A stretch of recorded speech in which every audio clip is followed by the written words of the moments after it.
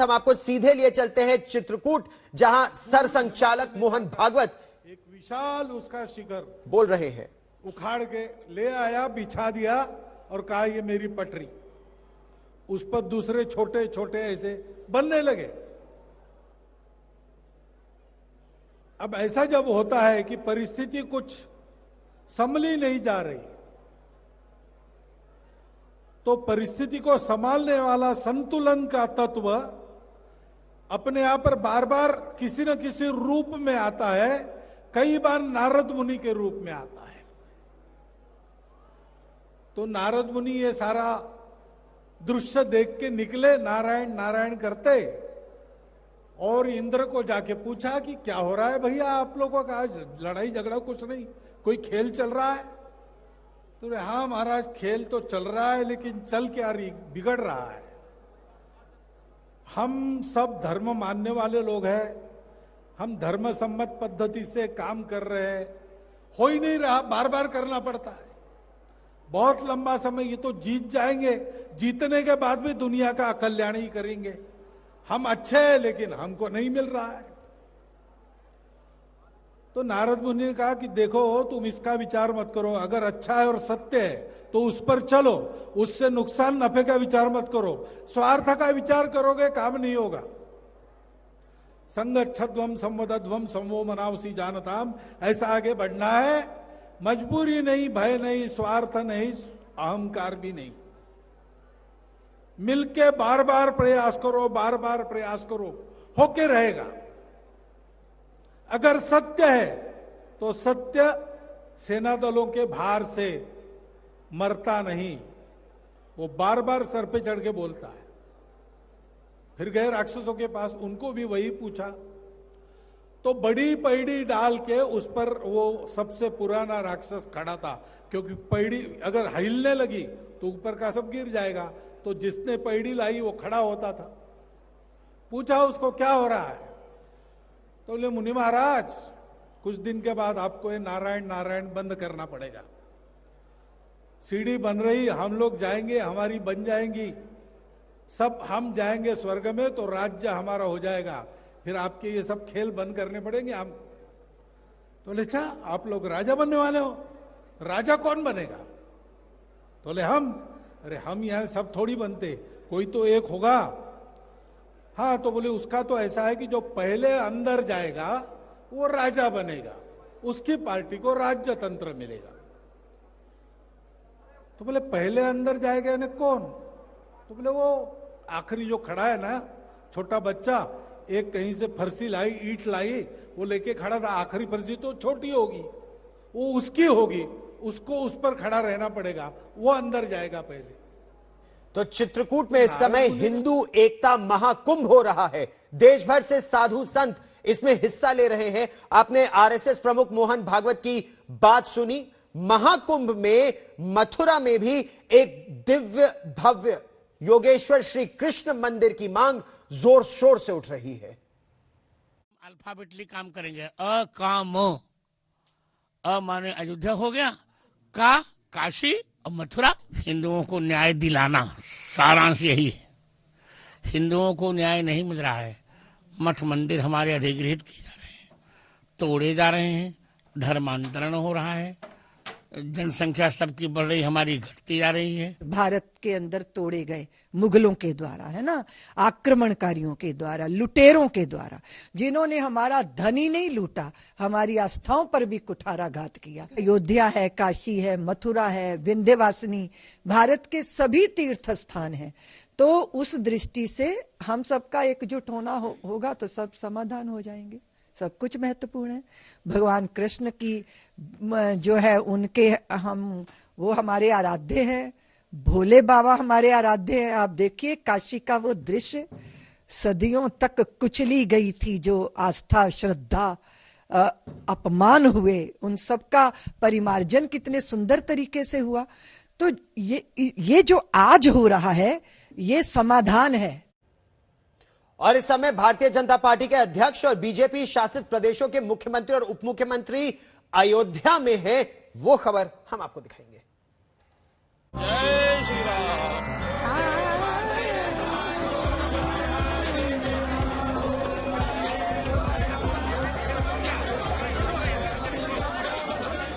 पे भगवान श्री राम और मैया सीता कृपा की वर्षा करें।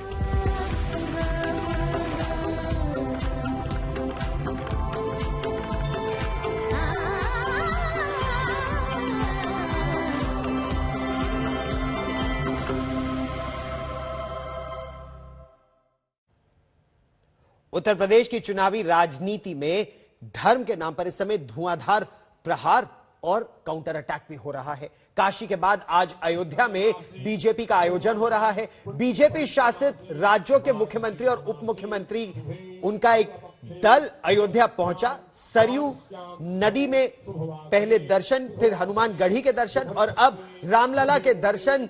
अयोध्या में इस समय भारतीय जनता पार्टी की ए टीम एक तरह से मौजूद है। बीजेपी के विरोधियों के लिए ये तस्वीरें बेचैन करने वाली हो सकती हैं।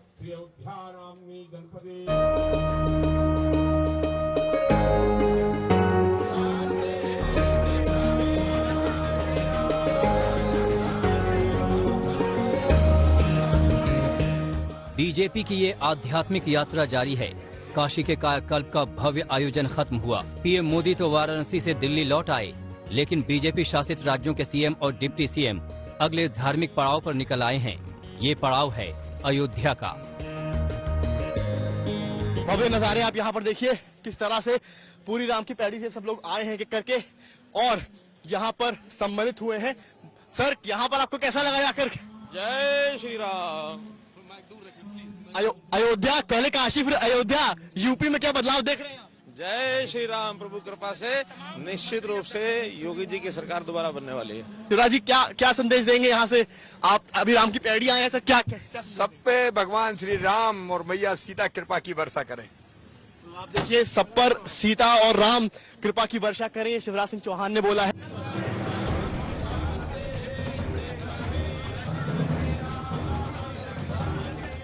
बीजेपी शासित प्रदेशों के मुख्यमंत्रियों और उप मुख्यमंत्रियों का दल परिवार समेत रामलला के दरबार में हाजिर हुए। बीजेपी अध्यक्ष जेपी नड्डा भी इनके साथ अयोध्या आए। हम सब लोग जब यहाँ पर आए थे, काशी विश्वनाथ जी के धाम का उद्घाटन प्रधानमंत्री जी ने किया, तत्पश्चात मुख्यमंत्री परिषद की बैठक हुई, तो हम सब लोगों की इच्छा थी कि हम यहाँ रामलला के दर्शन भी करें और वो जो भव्य मंदिर बन रहा है उसका अवलोकन भी करें, सब लोग देखें। क्योंकि प्रदेश के मुख्यमंत्री हम सब लोग समय समय पर मिलते रहते हैं, तो जब काशी तक आए थे तो सब लोगों की इच्छा थी कि हम रामलला के दर्शन करें, इसीलिए हम आए हैं। तो काशी से कारवां आगे बढ़ते बढ़ते अयोध्या आ पहुंचा है।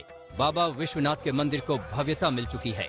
अब अयोध्या में जोर शोर से राम मंदिर का निर्माण चल रहा है। बीजेपी शासित राज्यों के सीएम और डिप्टी सीएम राम मंदिर निर्माण का साक्षी होना चाहते हैं, इतिहास बनते देखना चाहते हैं।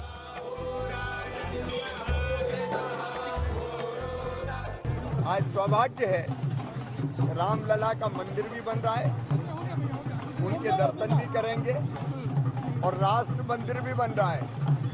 एक वैभवशाली, गौरवशाली, संपन्न और समृद्ध भारत का निर्माण मोदी जी के नेतृत्व में हो रहा है। कल बाबा विश्वनाथ के दर्शन किए और आज रामलला के चरणों में हैं। अब शिव के बाद राम के दरबार में आना परम सौभाग्य का विषय है। जी हाँ, अयोध्या में पहली बार आया हूँ। मैं रामलला का दर्शन लेने के लिए आया हूँ। मैं बहुत बहुत अभिनंदन करता हूँ माननीय मोदी जी का, जिस तरह से काशी विश्वनाथ बाबा का कॉरिडोर उन्होंने बना दिया है और पूरे देश और विदेश से पर्यटक काशी में भी आएंगे, अयोध्या में भी आएंगे तो रामलला का दर्शन लेने के लिए। पहले काशी और अब अयोध्या। यूपी का चुनाव दहलीज पर आकर खड़ा है और मथुरा, काशी, अयोध्या चुनावी माहौल में छाए हुए हैं। सबका यही कहना है कि राम और सीता की कृपा सब पर बनी रहे और यही संदेश सारे सीएम्स और डिप्टी सीएम्स का यहाँ पर है। पहले सरयू आरती होती है, फिर यहाँ पर राम की पैड़ी में कुछ वक्त बिताते हैं और अब इसके बाद हनुमानगढ़ी और इसके ठीक बाद राम जन्मभूमि। समर्थ श्रीवास्तव, अयोध्या आज तक। जय श्री राम। और अयोध्या जी से इस समय मेरे साथ मेरे सहयोगी मोहित शर्मा जुड़ रहे हैं। मोहित, भारतीय जनता पार्टी के अध्यक्ष, प्रदेश जितने बीजेपी जिन राज्यों में हैं उनके मुख्यमंत्री, उप मुख्यमंत्री अयोध्या में राम की पैड़ी में शाम को आरती है सरयू नदी के तट पर, यह हमें बताया गया था। रामलला के दर्शन हो गए, होने हैं, और क्या कोई सार्वजनिक आयोजन भी है? आपको गौरव सीधे बता दें कि आज की जो आइटिनरी थी, जो स्केड्यूल था, उसके मुताबिक पहले उन्हें सरयू घाट पर जाना था, जो कि हो चुका है। उसके बाद हनुमानगढ़ी जाना था। हमने विजुअल्स दिखाए, हमने बात भी करी काफी सारे राज्यों के जो चीफ मिनिस्टर्स आ रखे हैं उन सभी से, और उन सभी का कहना था कि ये जो एक आज यहाँ पर आना हुआ है सारे पूरे एक जत्थे के साथ, जिसमें 12 चीफ मिनिस्टर, 12 मुख्यमंत्री शामिल हैं, और जेपी नड्डा जो बीजेपी के जो प्रेसिडेंट हैं वो भी शामिल हैं। इसे कहीं भी पॉलिटिकल रूप से नहीं देखना चाहिए। ये एक आस्तिक जो उनकी आस्था है उसके हिसाब से देखना चाहिए। उसके अलावा कोई भी और चश्मे से इसे नहीं देखा जाना चाहिए। दूसरा, अब हम अपने दर्शकों को यह भी बता दें कि इस समय जो है ये सभी जो है जितने भी डिग्निटरीज यहां पर मौजूद हैं वह सभी अभी रामलला के दर्शन के लिए हैं, राम मंदिर में अभी मौजूद हैं। करीबन 15 और मिनट लगेंगे, और उसके बाद जहां हम अभी खड़े हैं, जो होटल है जहां पर मुख्यमंत्री जितने भी आए हैं और जो बीजेपी के अध्यक्ष, राष्ट्रीय अध्यक्ष जो है वो भी यहां पर ही रुके हुए हैं, और इसके बाद वो आगे प्रस्थान कर जाएंगे। जो सरयू घाट का जो उनका स्केड्यूल था वो ऑलरेडी हो चुका है। वहां पर एक छोटी सी जो पूजा रखी गई थी वो भी दोपहर में ही पूरी हो गई है। अब उसके बाद सभी अपने अपने राज्यों की तरफ प्रस्थान करेंगे। आंकलन 2 लगाए जा रहे थे कि पहला तो ये था कि ये न्योता था उत्तर प्रदेश के सीएम योगी आदित्यनाथ का कि सभी चीफ मिनिस्टर्स को कि आप वो यहाँ पर आए, अपने खुद से देखें कि क्या क्या हो रहा है, ना केवल काशी में बल्कि यहाँ पर भी, अयोध्या में भी। और दूसरी ओर एक बेटर कम्युनिकेशन की भी बात निकल करके सामने आ रही है। वो जो बेटर सिनर्जी है, बेटर कम्युनिकेशन की जो बात है, वो कल भी प्रधानमंत्री ने कही थी सारे मुख्यमंत्रियों को। कहा था कि आप में कम्युनिकेशन जो है ना केवल सेंटर के साथ अच्छा होना चाहिए बल्कि अन्य राज्यों के साथ भी आपका अच्छा होना चाहिए। तो ऐसी सूचना मिल रही है कि एक कम्युनिकेशन और एक रिलीजियस टूरिज्म जो है आपस में जो स्टेट्स उस पर भी कहीं ना कहीं चर्चा हो सकती है। लेकिन आपको बता दें कि ये राम मंदिर से आने के बाद जो है अभी तक जो सूचना मिल रही है, ये सभी जो मुख्यमंत्री हैं, सभी जो चीफ मिनिस्टर्स हैं, वो यहां से आगे प्रस्थान कर जाएंगे। प्रधानमंत्री नरेंद्र मोदी के काशी दौरे पर निशाना सिर्फ राहुल गांधी या अखिलेश यादव ही नहीं साध रहे हैं, बल्कि इसमें पश्चिम बंगाल की मुख्यमंत्री ममता बनर्जी भी शामिल हो गई हैं। ममता बनर्जी कल गोवा में थी। उन्होंने एक रैली में आरोप लगाया कि भारतीय जनता पार्टी को सिर्फ चुनाव के पहले या चुनाव के समय भगवान की याद आती है।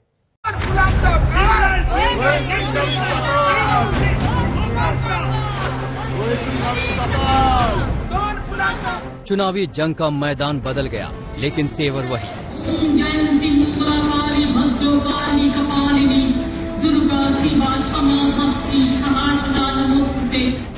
गोवा की सभा में पश्चिम बंगाल की मुख्यमंत्री ममता बनर्जी तो पहुंची थीं अपने मिशन गोवा को धार देने के लिए, लेकिन यहाँ भी वही अंदाज, मानो पश्चिम बंगाल के चुनाव अभियान का एक्सटेंशन हो। सभा में ममता ने गोवा से ज्यादा बात पीएम मोदी पर की। वाराणसी के ललिता घाट में पीएम मोदी के गंगा स्नान से लेकर केदारनाथ में मोदी के ध्यान तक ममता ने वार किया। हम लोग वोट का टाइम में गंगा में पूजा नहीं करते हैं, वोट का टाइम में जाके मोदी जी ने डूब दिया। वोट आता है तो वो कुछ करते हैं, वोट आते हैं तो कभी उत्तराखंड में मंदिर में बैठ जाता है तपस्या करने के लिए। वोट आते हैं तो खुद अपने प्रवेश हो जाता है। हमारा एक्सर्स नहीं है, करने तो उसका फ्रीडम है, लेकिन पूरा सब कहाँ है? देश में गंगा बहते हैं और देश में गंगा पे यूपी गवर्नमेंट कोविड का डेड बॉडी फेंक देता है। गंगा माई को अपवित्र किया है। कितना कोविड में मरा है उसका कोई नंबर नहीं रखने के लिए गंगा में फेंक दिया। जो गंगा का पानी को हम लोग पवित्र बोलता है, गंगा को माई बोलता है। जो देश में गंगा कहते हैं तो देश में बीजेपी लोगों ने कोविड का डेड बॉडी फेंक दिया। ममता बनर्जी ने टीएमसी पर बंगाली पार्टी होने के ठप्पे पर भी सवाल उठाया। अगर एक बंगाली नेशनल एंथम लिखता है तो बंगाली गोवा में नहीं जा सकता है। गांधी जी को हम लोग नेता मानते हैं। कभी सोचा क्या गांधी जी बंगाली है, न नॉन बंगाली है, न गोवाड़ी से, न यूपी का है। देश का नेता वही होता है जो सबको लेकर चलते हैं। इसको देश को नेता बुलाता है। ये लोग क्या देश का नेता बनेगा? आप लोग भी गुजरात से चलाता है, गोवा गुजरात से नहीं चला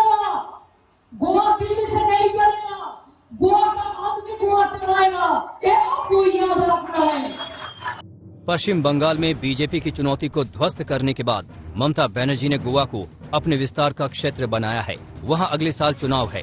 गोवा में पैठ बनाने के लिए वो बार बार यहां का दौरा कर रही हैं। लोगों के बीच गोवा और पश्चिम बंगाल की समानता की बात कर रही हैं।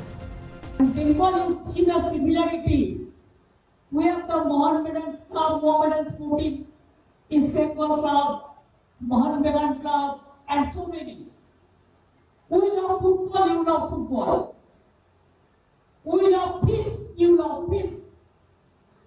We love folk songs, you love folk songs. The similarity is there. You have a sea, we have a sea. Your sea is beautiful, colorful. The international tourists used to come. आते हैं, आपको गोवा में कितना सी बीच है?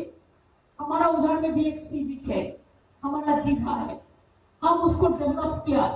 पश्चिम बंगाल में सत्ता बरकरार रखने के बाद ममता टीएमसी को पश्चिम बंगाल के बाहर ले जाने को बेताब थी। इससे पहले त्रिपुरा के निकाय चुनाव में टीएमसी पूरी आक्रामकता से उतरी थी, हालांकि कामयाबी नहीं मिली।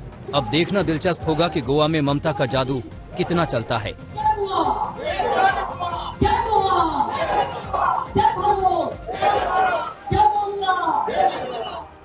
आज तक ब्यूरो। इस वक्त की बड़ी और हैरान कर देने वाली खबर बता दें, उत्तर प्रदेश के लखीमपुर खीरी से आ रही है यह खबर, जहां एक कार्यक्रम में पहुंचे थे केंद्रीय गृह राज्य मंत्री अजय मिश्रा।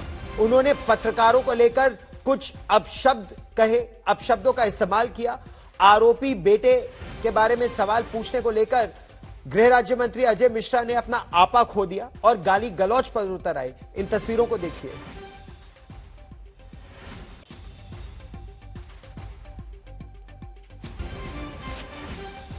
तो गृह राज्य मंत्री एक ऑक्सीजन प्लांट के लोकार्पण के लिए पहुंचे थे। अजय मिश्रा टीनी लग रहा है इस समय खासे दबाव में है। जब पत्रकारों ने उनसे उनके पुत्र पर जो आरोप लगे हैं उसके मॉडिफिकेशन के बारे में सवाल पूछे तो उन्होंने कहा दिमाग खराब है क्या, इस तरह की उन्होंने भाषा इस्तेमाल की। ये भी अपशब्द भी कुछ कहे, सुनिए क्या कहा उन्होंने। अरे फोन बंद कर दे। क्या सीट लगे? नहीं आईटी में लगाइए, पूछो जाके ना। ऐसे यही हमारे मीडिया वाले हैं ना, एक निर्दोष आदमी के लिए बनाया। शर्म नहीं आती है। क्या नहीं करना है, क्या जानना चाहते हैं? क्या बढ़िया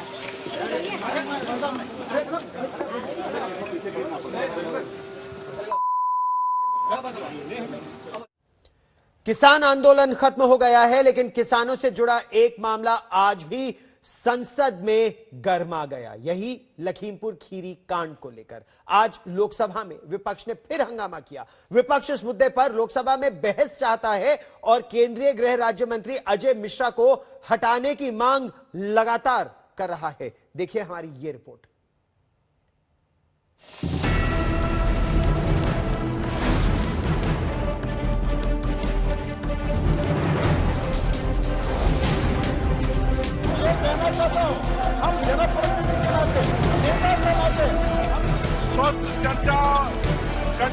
लोकसभा में यह हंगामा बरपा है केंद्रीय गृह राज्य मंत्री अजय मिश्र टेनी के इस्तीफे की मांग को लेकर।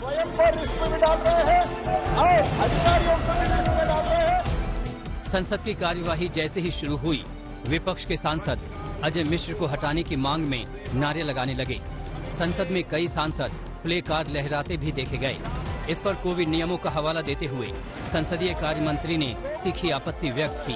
मैं ये कहना चाहता हूँ, हम जनप्रतिनिधि के नाते, नेता के नाते हम भी नियम नहीं पालन करेंगे, ये ठीक है क्या?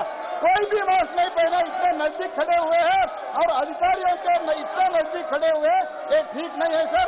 मैं निवेदन करता हूँ, कम से कम मास्क को पहनने के लिए इनको आदेश दे दीजिए सर। स्पीकर ने सांसदों से शांत रहने की अपील की। कहा प्रश्नकाल कभी स्थगित नहीं होता, इसके बाद इस पर बहस हो सकती है। तो प्रश्नकाल के बाद मैं आपको इजाजत दूंगा, प्रश्नकाल स्थगित कभी नहीं होता है। लेकिन विपक्षी सांसद तैयार नहीं हुए। और हंगामे के बीच लोकसभा 2 बजे तक के लिए स्थगित कर दी गई। सभा की कार्रवाई 2 बजे तक के लिए स्थगित की जाती है। I just mentioned, it has been said that it is a conspiracy. It is obviously a conspiracy. Everybody knows who's involved. Everybody who knows whose son is involved. Everybody knows who was there when the farmers were killed. The gentleman is a minister. We want the minister to resign. We want a discussion in the parliament. The prime minister refuses. And they're making all sorts of excuses. Because they don't want to accept the truth. विपक्ष का आरोप है कि सरकार विवादित मुद्दों से बचना चाहती है, इसलिए चर्चा नहीं करा रही। देखिए, ये तो सरकार जो है उन्होंने तय कर लिया है कि जो भी कंट्रोवर्शियल सब्जेक्ट है जिसके ऊपर उनको घेरा जा सकता है उसको बिल्कुल हाउस में अलाउ नहीं कर रहे हैं। अपनी मनमानी कर रहे हैं। ये तो पहली बार मैंने 15 साल में देख रही हूँ कि संसद इस तरह से चल रहा है कि जो थर्ड आय होता है या सेकंड आय होता है उसको अलाउ नहीं होता। ये कि जिस मंत्री की गाड़ी से 4 किसान और एक पत्रकार कुचल के मार दिए गए, उसमें उनका बेटा खुद शामिल है, वो जेल में है। और अब सरकार के द्वारा बनाई गई SIT ने ये साफ कह दिया कि ये हत्याकांड सुनियोजित साजिश का हिस्सा था। दरअसल सारा बवाल मचा है लखीमपुर कांड की जांच करने वाली SIT की रिपोर्ट को लेकर। SIT ने लखीमपुर हिंसा को सोची समझी साजिश माना है। SIT के अनुरोध पर लखीमपुर कांड के मुख्य आरोपी आशीष मिश्रा समेत 14 आरोपियों के खिलाफ जांच की धाराएं बदली गई हैं। सभी आरोपियों पर जानबूझकर साजिश के साथ हत्या का आरोप लगाया गया है। कल आशीष मिश्रा समेत सभी आरोपियों को कोर्ट में पेश किया गया। वहीं आशीष के पिता केंद्रीय गृह राज्य मंत्री अजय टेनी उनसे मिलने जेल पहुंचे थे, जहां वो आज तक के सवालों से बचते नजर आए। आप अब तक क्या बातचीत हुई है सर? आप अपने घर में क्या बात करते हो? आप अपने बेटे से कैसे बात करते हो? आप जो अपने बेटे से बात करते हो वही हमारी अपने बेटे से बात। कोई इंस्ट्रक्शन के लिए भी गए थे कि आगे कोई आगे कुछ? लखीमपुर में चार्जशीट के लिए 90 दिन का वक्त 4 जनवरी को पूरा होगा। खबर है कि SIT 1 हफ्ते के अंदर चार्जशीट दाखिल करने जा रही है। उससे पहले धारा बदलने की अर्जी बताती है कि लखीमपुर पुलिस को इस मामले में किस तरह के सबूत मिले हैं। ऐसे में यूपी चुनाव से पहले लखीमपुर का घमासान अभी खत्म होता नहीं दिख रहा। लखीमपुर खीरी से संतोष शर्मा और दिल्ली से मौसमी सिंह के साथ आज तक ब्यूरो।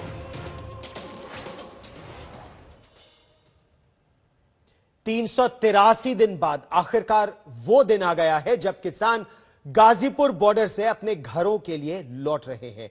आंदोलन खत्म के आधिकारिक ऐलान के 5 दिन बाद आज गाजीपुर बॉर्डर से किसान सिसौली के लिए रवाना हुए। भारतीय किसान यूनियन ने इसे विजय यात्रा का नाम दिया है। रवाना होने से पहले बॉर्डर पर बाकायदा एक हवन का आयोजन किया गया। किसानों ने जमकर यहां पर नाच गाना भी किया। जाते जाते किसान नेता राकेश टिकैत भावुक नजर आए।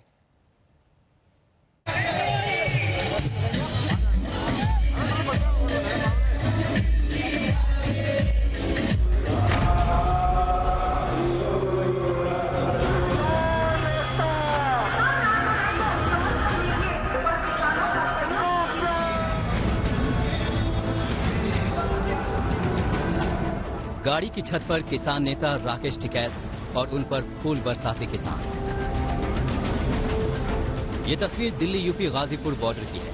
करीब साल भर बाद किसानों की घर वापसी हो रही थी। किसी विजय जुलूस की तरह किसानों का कारवां गाजीपुर बॉर्डर से निकला था। टिकैत गाड़ी पर खड़े होकर तिरंगा लहरा रहे थे। टिकैत की खुशी देखते ही बन रही थी। वहीं खुशी वहां मौजूद लोगों में थी जो उन पर गुलाब की पत्तियां बरसा रहे थे, फूलों की माला भेंट कर रहे थे। कुछ ऐसा ही नजारा उन रास्तों का भी था जहां से टिकैत का कारवां गुजर रहा था। हाईवे पर एक जगह महिलाओं का दल टिकैत के स्वागत में खड़ा था। टिकैत वहां रुके तो महिलाओं ने उन्हें फूल माला भेंट की।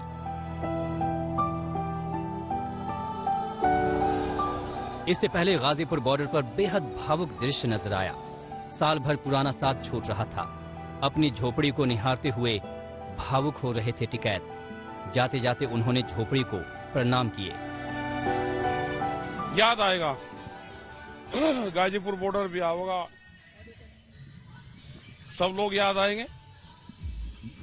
यहाँ के जो भी लोग हैं सब याद आएंगे। अपने अपने प्रेस के लोग हैं, LIU इंटेलिजेंस के लोग हैं, यहाँ के आसपास के लोग हैं, ये विचारधारा सब याद आएगी। गाजीपुर बॉर्डर पर टिकैत की ये झोपड़ी और पहियों वाला ये घर काफी मशहूर रहा है। 26 जनवरी के पहले तक यहाँ सिंघू बॉर्डर किसान आंदोलन का केंद्र था, तो वहीं बाद में किसान आंदोलन पावर सेंटर यहीं शिफ्ट हो गया। यादगार के तौर पर इसे भी सिसौली ले जाया जाएगा। ये भी जाएगी, ये सबसे लास्ट में ये यहाँ से जाएगी। इसको इसी तरीके से उठा के इसको ले जाएंगे, वहाँ पे जाके लगेगी वहाँ पे। आज क्या इमोशनल हो रहे हैं राकेश जी? सब लोग जा रहे हैं धीरे धीरे। ये सिर्फ यादें रहेंगी। अब जो किसी ने पिक्चर खींच ली वो रहेगी, जो किसी के दिमाग में पिक्चर है इसकी वो रहेंगे, सारे के सारे वो हमेशा जिंदा रहेंगे। अन्नदाता की घर वापसी के साथ ही ये सवाल भी उठने शुरू हो गए हैं कि अब आगे क्या। किसान नेता आंदोलन को खत्म नहीं बल्कि स्थगित बता रहे हैं, तो क्या किसान फिर लौटेंगे? आगे की क्या रणनीति अभी कौन बताते हैं, तो घर लोग को चले जाने दो। ये देखो 1 साल की ये ट्रेनिंग हुई है, ट्रेनिंग होगी सबकी। अब जाके क्षेत्र में काम करो, यहाँ से जाओ अब सब अपना प्रदेश में, अपने उसमें, अपने जिलों में, अपने गाँव में काम करना चाहिए अब सब। यानी आंदोलन की जो लौ जली है उसे जलाए रखना चाहते हैं टिकैत। लेकिन अभी तो किसानों के लिए खुशी की घड़ी है और वो खुशी इन तस्वीरों में दिख रही है। अपने घर बार खेत खलिहान से दूर साल भर से ज्यादा समय तक आंदोलन करने वाले किसानों की घर वापसी का दिन आया तो खुशी से झूम उठे।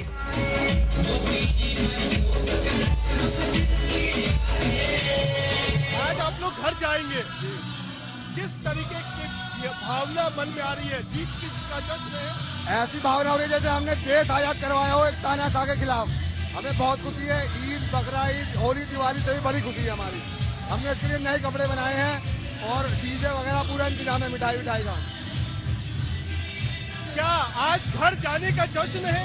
हाँ, आज जश्न है, जीत का जश्न है। तीनों कृषि कानून वापसी हुए, जाने का गम भी हो रहा है। 1 साल तक यहाँ पर हम रहे, कितने सारे ब्लड रिलेशन से भी ज्यादा हमें यहाँ पे रिश्ते बन गए थे, लेकिन एक घर को छोड़ने का 1 साल तक हम रहे, उसका जो है दुख भी हो रहा है, लेकिन खुशी भी है। तीनों कृषि कानून वापसी हुए।